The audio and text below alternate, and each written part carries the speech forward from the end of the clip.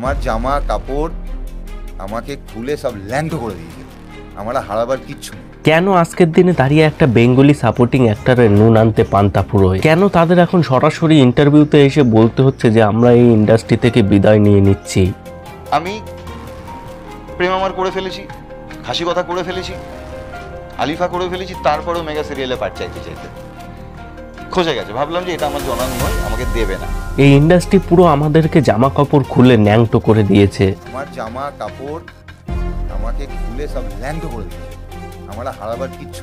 Bangla film ইন্ডাস্ট্রিতে এমন কিছু অ্যাক্টর ছিল যারা বড় বড় মুভিতে কাজ করেছিল, যেমন প্রেম আমার, সেদিন দেখা হয়েছিল, চ্যালেঞ্জ। সেই সব মুভিতে কাজ করার পরেও তারা এখন কোনো সেরকম কাজ পাচ্ছে না। যদিও তারা সাপোর্টিং রোলে কাজ করেছিল, কিন্তু সাপোর্টিং রোলে কাজ করলেও তারা এখন আর সেরকম কাজ পাচ্ছে না। এরকম অনেক অ্যাক্টর পেয়ে যাবে যারা কিন্তু অর্থ সংকটের জন্য এই মুভি ছেড়ে লাস্টে সিরিয়ালেই চলে গেছে। কেন তারা এই বেঙ্গলি ইন্ডাস্ট্রিতে রেকগনিশন পাচ্ছে না, এবং তারা এখন বলছে যে একটা সাপোর্টিং অ্যাক্টর হওয়ার থেকে একটা ইউটিউব চ্যানেল খোলা ভালো। সেখানে তার নিজের স্বাধীনতা থাকবে, নিজের সবকিছু করতে পারবে, নিজের মতো নিজের অডিয়েন্স তৈরি করে সেখান থেকে অনেকটাই টাকা ইনকাম করা যায়।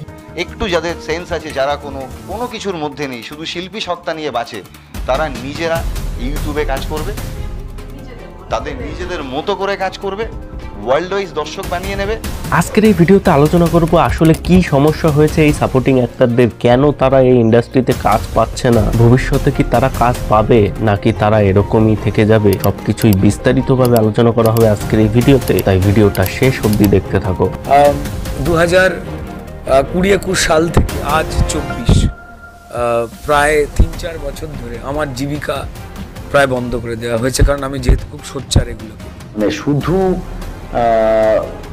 মানে সিনেমা করে বেঁচে থাকাও একটা বড় চাপের বিষয়। মানে কোথাও আমাকে কখনো কোনো সেরকম অনুষ্ঠানে ডাকা হয় না।